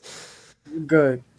Have a You plan also, with the money. bro, I think you got to think about what you're really good at too, because as somebody like myself who's way more of a producer than a songwriter, if a publishing company gives me an advance, but I can still make fees, then an advance pretty much is always a good idea, depending if it's amount you can deal with. If you're a songwriter that is only getting paid off of this advance and you make zero fees, you have to be a lot smarter about that money and make sure that that's actually going to last you That's why into songwriters should multiple get years. fees. That's why They songwriters should. get paid. Songwriters should get some type of payment when you write a song and you sell a song. But that's changing. And there are songwriters now, including myself, who I have always, not always, but I ask for fees and, I want my fee. I've earned my stripes. People, I think songwriters should get paid. I'm on that boat, Some of y'all are trash and shouldn't, but a lot of songwriters should get paid. No, it's not an entitlement. You have to earn I it. feel like, and I feel like Same some with producers, people, look, though. man, it's a job. I feel like there should be, hopefully one day there is some type of unionized thing where if you become a songwriter, you know what I mean, you could get a couple dollars here and there to, at least take a Uber. You don't got to me just be fucking working at Taco Bell. The problem is the songwriting is so subjective that it's like, imagine you paid somebody $500 and they just like hit you Didn't with do hot shit. garbage the entire that's why time. I think it has to be someone It's tough. who you have to Yeah. prove the concept of that you actually are a good songwriter. And can't just you get know paid how to $500. deliver $501 worth of value for $500, 100%. Being a producer is subjective too, though. You know what I mean? Yeah, 100%. There's a lot of people who don't deserve to there's a lot of producers who I've worked with where I've basically done what you would consider production work and they're getting a fee. All you did was make a damn beat. You know what I mean? And you ain't really do shit. You didn't usher in the song. You didn't fucking help with the backgrounds. You didn't put nothing together. You don't even know the A&R. Like, I did all the heavy lifting, bitch. I'm definitely, this shit getting buzzed down. All the way down. Speaking of producers, let's go into our next segment. I love this fucking segment. This is I love it. Because we get to show love. We get to big up our fellow amigos and friends of ours that are in this business that you know their work, but you might not know who they are. And this week we're doing somebody special, somebody that I came up with, a brother of mine from the basement. You know what I'm saying? We've worked in small studios, big studios. He worked at Circle House at one point, which is my family spot where we both met. We were both this brother right here used to have a fade. He's bald now. He's a bald man. He's a bald man now. And how I met him, originally our story is really funny. I was signed in the group, like I said, bottom of the map. And I was like the studio kid running around. But this is when I actually came up. Like I got a deal and things like that. And he was an intern. And I used to scour. This is back in the days when people used to make beat CDs and they would leave them all over the place because you would hope a rapper would pick it up and your beats was on it. So in the intern office at Circle House, there was the intern room and there used to be these spindles of beats. And I was like, me and my boy Zerk, people always like the club, always been like a real studio, that's my thing. I love the room. I love the work. I wasn't playing with it. And I would go in the intern office and listen to every CD on the spindle. I would be like, whose beat? There were some of them were unlabeled. I rapped on some unlabeled beats. I think some of these beats were top guys, so I had no idea. And when I went on the intern office computer, there was in the iTunes, there was like a folder in iTunes that just said track 1, 2, 3, 4, 5, 6, 7, 8, 9, 10. So I played it on the iTunes old school desktop with the, you know what I mean? And it was like at the time we always rapped over these sample beats. We love like samples, soul chops, and it was a lot of that. So I was like, damn, these beats are kind of dope. They kind of jazzy. They fly. So I took them. I did a couple joints on them, and one day I was working on them, and Ben Bus is in the room. He's like, yo, it's my beats. And I looked at him. I was like, you made these beats? And then from that day, like I told everybody, I remember working with a couple producers. I'm not going to say no names, but I said, yo, he got the hottest beats in here. I was telling everybody that. And at the time, he was an intern. Nobody really looked at it like that. And then, there was a time period when him, shout out to my brother Derek, we formed a production crew called The Team with our OG Lou Diaz. because we were kind of the misfits. Like I was kind of, layers. I got dropped from the group. I was coming up in Miami. I was like not kind of like I wasn't on. He wasn't on. Derek wasn't on, and we used to sit up all night and smoke weed and talk about, we want to sell songs. We watched all our friends winning, and this is kind of a long story, but it's all true. And then we went to the Pink House. We formed our own little crew. And then, my brother popped off, man. He did the Ace Hood single. That was his first shit, I Need Your Love. And we were doing a bunch of Trash for Cash. And then, he ended up doing all his amazing work with The Weeknd, down in the DM for Yo Gotti. Tons of things. Often for The Weeknd. That was the first record they did together. But, our amigo of the week is my brother, my good friend, a family member of mine, basically, my brother Ben Billions. Ben Billions. Motherfucking Billions. Ben was started as an engineer. Was a producer originally in Delaware. He had a rap group, and then he came to mine, but he started in Miami as an engineer. He was always a producer. He just was, that's his entry, was engineering. He was one of the most sought out engineers in Miami. Also a mixing engineer at one point, coming up under Lou and stuff like that. And then he, came up under Khaled for years, and then broke out as a producer. And we kind of came up together. It was like me, writer, him, producer. And Ben's discography is beautiful, man. Let me go through this fucking this cranky bald man's fucking discography. All his work with The Weeknd, Low Life, Future, and The Weeknd. He did, Acquainted for The Weeknd, Codeine Dreamin' with Kodak, a lot of work with Yak, Down in the DM, Often, Don't Cry on the Wayne album, Might Not, Belly, a lot of work with Belly, Travis Scott, Pray for Love, 6 Inch Heels, Beyonce, with The Weeknd. A lot of big records, man. Ben has been a part of, recently he did the Rob 49 and Low Shimmy record that's going crazy. Bitch, love me like you say you do. A lot of the stuff with Gotti, a lot of work with Gotti. Man, Ben has a very did What Lovers Do. Yep.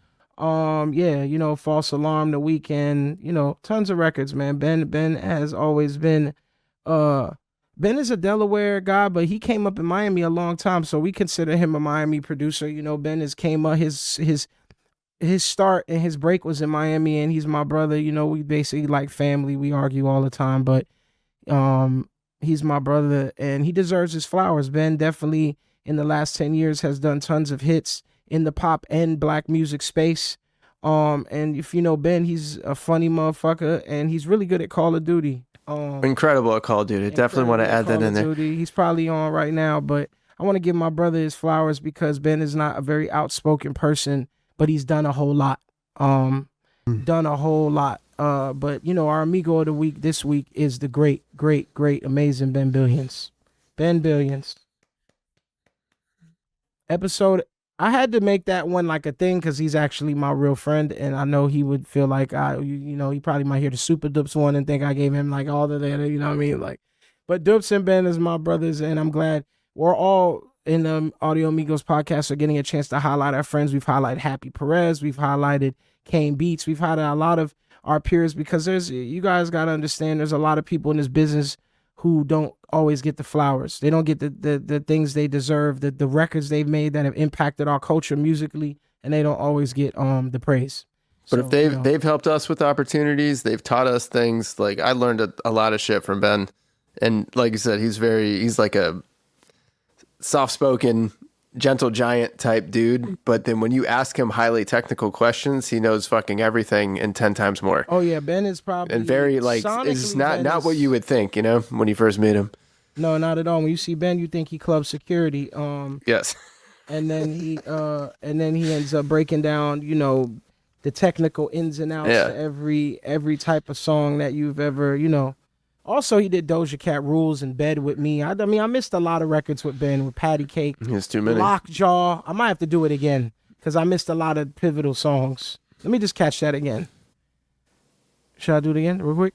No stopping you. Are y'all ready? Oh, no, I'm just saying. I don't know. Well, looking into Ben's discography, we got What Lovers Do, Maroon 5. We got Low Life with Future and The Weeknd. Often with The Weeknd, Party Monster, Acquainted. A lot of work with Abel and The Weeknd. Rules, Doja Cat, Wanted You, Nav. I mean, Ben has a lot. Might Not, Belly, Patty Cake, all the work, Lockjaw, French, and Kodak down in the DM, of course. With Gotti, you know, all the Wayne work we did on Carter 5, Can't Be Broken, Don't Cry, Wiggle It. I mean, a lot Bad for You, which I wrote the chorus. Nicki and Meek, me and Ben have been long time collaborators. Tons of work with Kodak, you know, Coolin' and Bootin', Take One. I mean, yeah, Ben has a lot of, it's going to be a while to go through all of these, as all our other friends that are Audio Amigos. Off the Corner with Meek, you know, which also did the chorus too. Yeah, it's just tons of, those are of also, records. those are all his productions as well. So we're also not including that he probably engineered and mixed Oh yeah, a lot of those too. Oh, a lot of engineering. He recorded Yeah. basically every single Khaled album. Yeah. So every That's when I met him from over at Khaled's Jay-Z studio. to he's recorded every rapper you could think of and every artist that you could think of, from being, you know, just being an engineer and a mixing engineer for years, but also an amazing producer. You know, Ben Sonic has always been on point. But yeah, you know, that's our Audio Amigo of the week. But yes, we have come to a close. Episode 8. We have got to episode 8. Also, man, we really thank you guys for tuning in, following us on Instagram, following us on TikTok and all the outlets, YouTube, everything. Follow Blukey, follow me, Lunchy Baby, J Mike Makes Music. I just did the Shensia single that just came out the other day too. I'm gonna shamelessly plug myself. Hey. That's a win for the Amigos. While we're on this podcast, you're gonna see us do a lot of cool shit, like a lot of songs coming out too, because we're still very active, and we've been still shitting on y'all for you know, for the 99 and the 2000 and beyond. But welcome to not welcome. We're leaving.